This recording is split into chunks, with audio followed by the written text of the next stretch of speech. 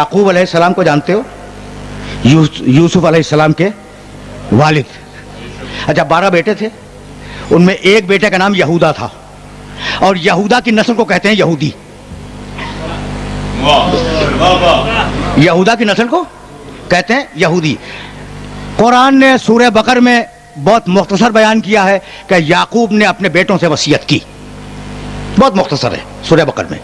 तौरात में तफसील है, फलां बेटे से ये कहा, फलां बेटे से ये कहा, उससे ये कहा, उससे ये कहा। जब यहूदा सामने आया तो कहने लगे कि तेरी नस्ल में हुकूमत बाकी रहेगी, हुकूमत तेरी नस्ल में बाकी रहेगी, यहां तक के शीलूह आ जाए। शीन ये लाम वाव छोटी है, शीलूह आ जाए। जब शीलूह आ जाएगा हुकूमत खत्म हो जाएगी। ये जुमला है। अच्छा, अब अजीब बात यह है कि ये जो बाइबल के ट्रांसलेटर्स हैं ना, इन्होंने शीलूह का तर्जुमा नहीं किया। अब क्या मसलहत थी, उन्हें इस लफ्ज के मानी नहीं मिले। इब्रानी जबान में थी ना भाई, इब्रानी जबान में थी तौरात, तो इब्रानी में शीलूह का मतलब कुछ होगा ना, लेकिन उन्होंने नहीं कहा। उन्होंने सिर्फ इतना कहा कि यहूदियों की हुकूमत चलती रहेगी, यहूदियों की हुकूमत चलती रहेगी यहां तक के शीलूह आ जाए। जब शीलूह आ जाएगा हुकूमत खत्म हो जाएगी।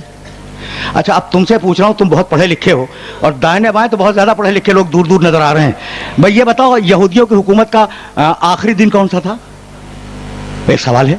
ये जो आज हुई है इसकी बात नहीं कर रहा हूं। अच्छा भाई सुनो, कभी कभी जी चाहता है। मशहूर था मुसलमानों में कि अल्लाह ने यहूदियों को जलील कर दिया और अब यहूदियों को हुकूमत नहीं मिलेगी, और किसी सही किताब की रिवायत भी कोट किया करते थे। अच्छा, इत्तेफाक से मिल गई, ठीक है ना? तो अब वो किताब सही रही हो या न रही हो, है ना, हुकूमत तो मिल गई।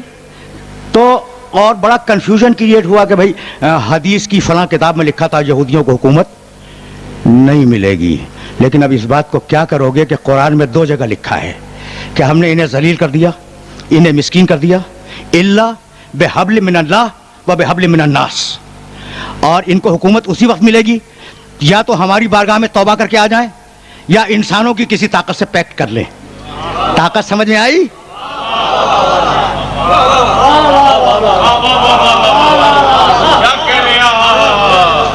समझ रहे हो? इससे ज्यादा वजाहत का तो इनकार भाई लिखा है, कुरान में लिखा है, कुरान में लिखा है। और सूरह बनी इसराइल में लिखा है, इज़ा जाअ वादुल आखिरत जैना बिकुम लफीफा, जब आखिरी जमाना करीब आ जाएगा तो हम फिर इन्हें एक जगह जमा कर देंगे। तो कुरान के मुकाबले पर कभी गलत रिवायतों को तरजीह न दिया करो, वरना हशर यही होगा, ठीक है? अच्छा, तो इस हुकूमत की तो मैं बात भी नहीं कर रहा हूं। वो जो चली आ रही थी हजरत याकूब अलैहिस्सलाम के जमाने से, उस हुकूमत का आखिरी दिन क्या है? बहुत सीधी बात है, देखो बहुत बड़ा मजमा मेरे सामने है। चली ना, याकूब अलैहिस्सलाम के बाद यहूदा को हुकूमत मिली और यहूदा की नस्ल में चलती रही, और कब खत्म होगी? जब शीलूह आएगा। तय हो गई बात। कब खत्म हुई हुकूमत? हुकूमत खत्म हुई है फतेह खैबर के दिन। भाई है या नहीं? तुम्हारे सामने रख रहा हूं, हुकूमत कब खत्म हुई यहूदियों की? फतेह खैबर के दिन। भाई तवज्जो रहे, फतेह खैबर यहूदियों की हुकूमत का आखिरी दिन, और फतह वो करेगा जो शीलूह हो। अब मुझे डिक्शनरी देखनी पड़ गई, तो सारी डिक्शनरियों में, हेब्रो लैंग्वेज की, इब्रानी जबान की सारी डिक्शनरियों में शीलूह के मानी लिखे शेर।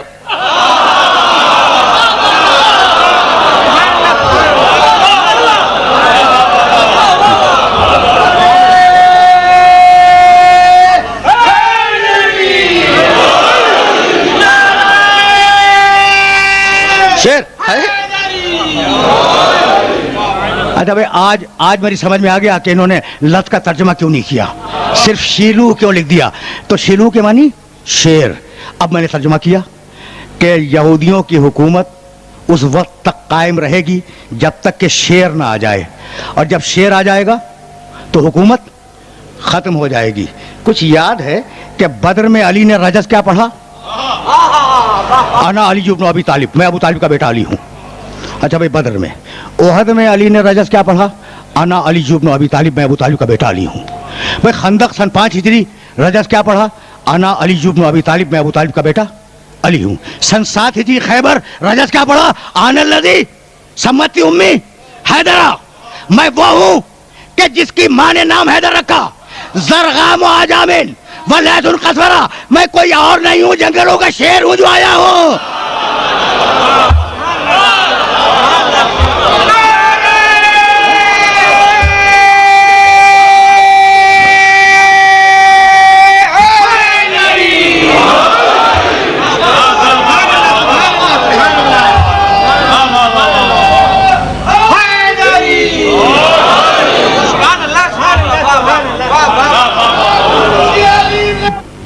حیدرہ، میری ماں نے میرا نام حیدر رکھا تھا.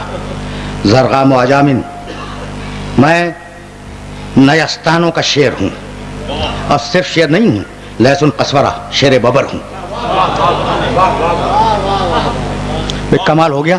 تقریر اپنے آخری مرحلوں سے قریب ہو رہی ہے. میں بہت قریب آ گیا ہوں، لیکن جملہ سننا. زرغام و عجامن و لیث قصورہ، میں نیستانوں کا اور جنگلوں کا شیر ہوں، اور میری ماں نے میرا نام حیدر رکھا، علی نہیں. علی تو باپ نے رکھا تھا. ٹھیک. یہ ماں کا تذکرہ کیوں؟ بہت واضح ہے. اس لیے کہ تمہیں معلوم ہے مرحب کی ماں کہہ چکی تھی کہ تیرا قاتل حیدر نامی شخص ہوگا.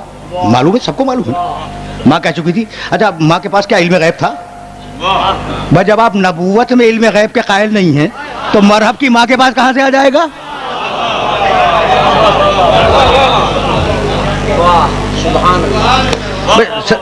سیدھی سچی بات عرض کر رہا ہوں نا. تو مرحب کی ماں کے پاس کوئی علم غیب نہیں تھا، سوال ہی نہیں پیدا ہوتا. وہ پرانی کتابوں کی عالمہ تھی، اور پرانی کتابوں میں لکھا ہوا تھا کہ مرحب کا قاتل اس کا نام شیر ہوگا. میں توجہ رہے، اس لیے بڑے نازک مرحلے پہ لے آیا ہوں میں. یعنی فقط ذکر نبی نہیں ہے تورات و انجیل میں، ذکر آل محمد بھی ہے.